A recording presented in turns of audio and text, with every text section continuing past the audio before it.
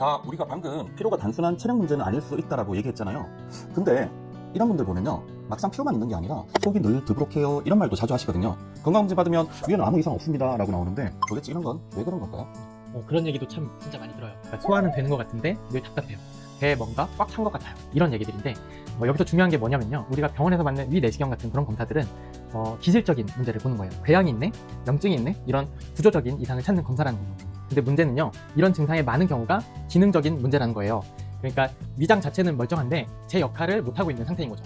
그래서 이 기능을 조절하는 게 이제 바로 자율신경계거든요. 자율신경 중에서도 위장 운동은 주로 부교감신경이 담당을 해요. 이게 제대로 작동하지 않으면 음식이 정체되고 안 내려가는 느낌이 들고 가스도 차고 늘 속이 답답하고 더부룩한 이런 느낌이 들 수 있어요. 그러니까 위는 멀쩡하다는데 속은 답답한 이유가 바로 여기에 있는 거예요.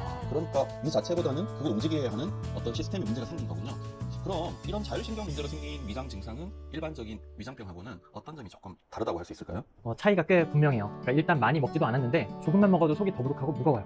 트림이 나와도 시원하지가 않아요. 가스 찬 느낌이 계속 있어요. 위산 억제제나 유산균 같은 걸 먹어봐도 별 효과가 없어요. 이런 분들이 참 많거든요. 그런데 소화의 분비나 장내 세균총의 문제도 분명 있겠지만 사실은 이건 위장 운동이 잘 안 되고 있는 신호의 가능성이 가장 높아요.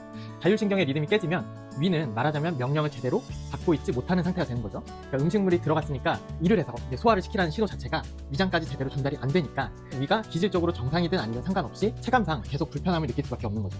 자율신경 관련 위장 문제의 대부분은 스트레스나 생활 리듬이 붕괴되면서 시작돼요. 예를 들어서 잠을 깊게 못 자고 수면 컨디션이 좋지 않고 끼니 시간이 오늘은 12시에 먹고 내일은 또 3시에 먹고 이렇게 들쭉날쭉하거나 업무에 막 바쁘게 쫓겨가지고 급한 상태에서 막 후딱 먹고 이래야지 이런 경우들이 있잖아요.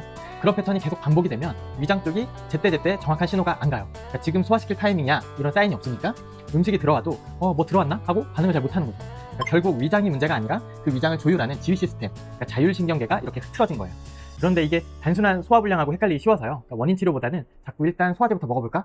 이렇게 증상만 해결을 하려다 보니까 고질적으로 이어지는 경우가 맞아요. 그렇게 위장병이라고 생각을 하고 그냥 가스못을 먹는다든가 뭐 소화제만 먹고 계속 근근히 버티다가 한의원 오시는 분들이 굉장히 많잖아요. 다른 문제가 혹시나 있지 않는지 꼭 한 번쯤은 점검을 해봐야 되겠다. 그렇죠?